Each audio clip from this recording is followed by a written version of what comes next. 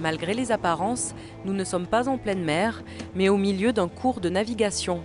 Ces élèves sont de futurs commandants de la marine marchande. Dans cet exercice, ils viennent de recevoir un appel de détresse et ils vont devoir procéder à la recherche virtuelle d'un homme tombé à la mer.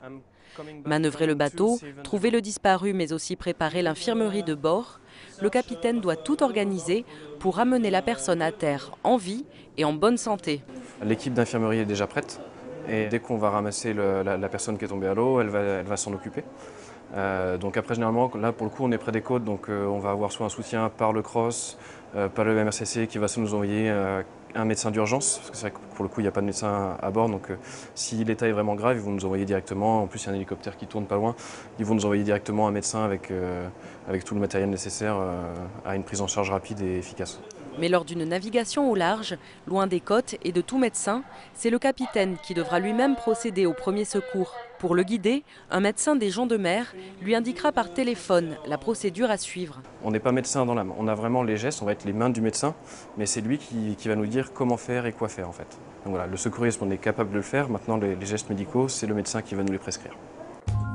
Pour pouvoir devenir les mains du médecin, les étudiants de l'École nationale supérieure maritime reçoivent une formation médicale. Et si la théorie se passe à l'école, pour la pratique, ils doivent se rendre à l'hôpital. Ah oui, ils ne sont pas tous frais. Lors d'un stage en milieu hospitalier de 40 heures environ, ces futurs commandants doivent apprendre à mettre en place un champ stérile, à pratiquer une anesthésie locale ou encore à suturer une plaie. L'exercice se fait sur un pied de cochon. Hop, on enfonce, on fait un mouvement de rotation. Pas de grand mouvement, hein, on ne fait pas ça. Sachez aussi que quand vous allez suturer, il faut que vous soyez dans les meilleures conditions possibles. D'accord, ça veut dire qu'il faut être le plus stable possible, avec un peu de place, de l'éclairage.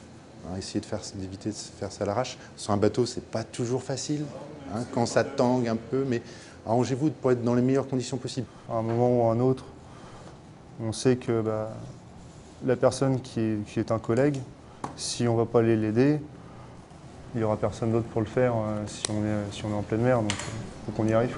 Il y a une situation qui arrive, on a très peu de temps pour réagir, très peu de temps pour prendre une décision et très peu de temps pour prendre la bonne décision surtout. En fonction de son usage et de sa zone de navigation, chaque navire est équipé d'une dotation médicale spécifique. Ce bateau est destiné au transport de produits pétroliers. À bord, c'est le capitaine qui garde la clé de l'infirmerie. En France, on compte environ 3000 accidents du travail maritime chaque année pour 30 000 marins. C'est le métier le plus à risque, avec celui de bûcheron. Les conneries sur un bateau, on peut en faire plein, quoi, hein. Pour se blesser, ça manque pas, quoi. La vapeur, ou l'huile thermique, ou l'électricité, il y a de quoi se faire mal. Ouais. Même si ce navire ne part pas au grand large, l'infirmerie est pleine de médicaments de toutes sortes. Le médecin est autorisé à les donner sur prescription du médecin des gens de mer, installé à Purpan, en Haute-Garonne. Depuis quelques années, on peut même réaliser des examens cardiaques à bord de certains navires commerciaux. C'est un appareil pour prendre des électrocardiogrammes qui après le transforme dans un fichier qu'on peut envoyer facilement à Purpan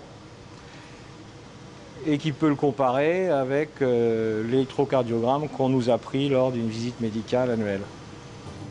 Pour que les capitaines restent capables d'endosser leurs responsabilités médicales des années après leur diplôme, un stage de remise à niveau est obligatoire. Ils doivent le valider tous les 5 ans.